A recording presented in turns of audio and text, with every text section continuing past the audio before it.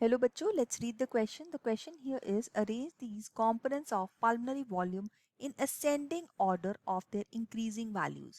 So यहाँ पे tidal volume, residual volume, expiratory reserve volume और vital capacity दिया गया है. एक एक करके हम सभी को देखेंगे. Now यहाँ पे tidal volume की अगर बात की जाए तो tidal volume basically volume of air inspired or expired with each normal breath. Volume of air inspired or expired during normal respiration. So normal respiration के टाइम के ऊपर वॉल्यूम ऑफ एयर जो इंस्पायर और एक्सपायर होता है उसको बोलते हैं. अब यहाँ पे अप्रोक्सीमेटली ये वॉल्यूम होता है 500 ml. 500 ml का ये वॉल्यूम है जो कि अदरवाइज अगर हम पर मिनट इसको कैलकुलेट करेंगे तो ये बन जाता है 6000 to 8000 ml पर मिनट बिकॉज 12 to 16 ब्रेथ्स होती हैं. तो ये होगी हमारी टाइडल वॉल्यूम की वैल्यू. अब नेक्स्ट देखते हैं यहाँ पे. नेक्स्ट सेकेंड ऑप्शन हमारे पास है residual volume. So residual volume क्या होता है? So residual volume is the volume of air which remains in the lung even after the most forcible expiration.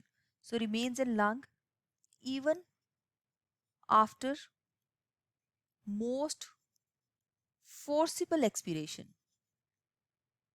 Forceful expiration के बाद भी ये वहीं पे रहेगा. सो दैट मीन्स इसकी जो वैल्यू है वो है अप्रोक्सीमेटली 1100 टू 1200 ml. तो ये है रेजिडुअल वॉल्यूम की वैल्यू. अब हम बात करते हैं तीसरा वाला. ये है एक्सपिरेटरी रिजर्व वॉल्यूम. सो एक्सपिरेटरी रिजर्व वॉल्यूम या जिसको हम ERV बोलते हैं, this is basically the additional volume of air, additional volume of air a person can expire by most forcible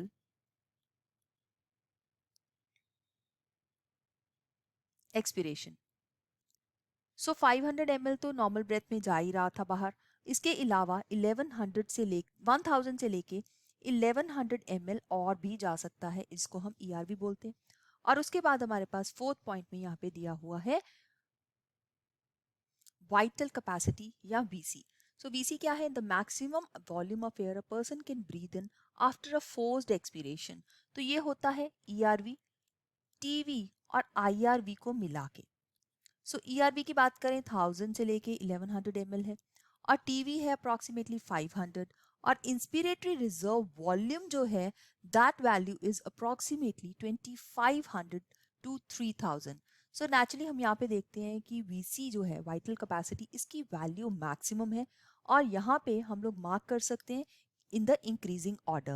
So in the increasing order we see that the lowest value is that of the TV, then we have the ERV, then we have that means पहले 1 आएगा फिर 3 आएगा फिर हमारे पास 2 आएगा that is the residual volume followed by the maximum volume which is VC. तो ये सारी ऑप्शन जो बिल्कुल करेक्टली दी गई हैं वो दी गई हैं ऑप्शन नंबर 3 में. दैट मीन्स ऑप्शन C हम सही आंसर मार्क कर सकते हैं. I hope you have understood it well. All the best.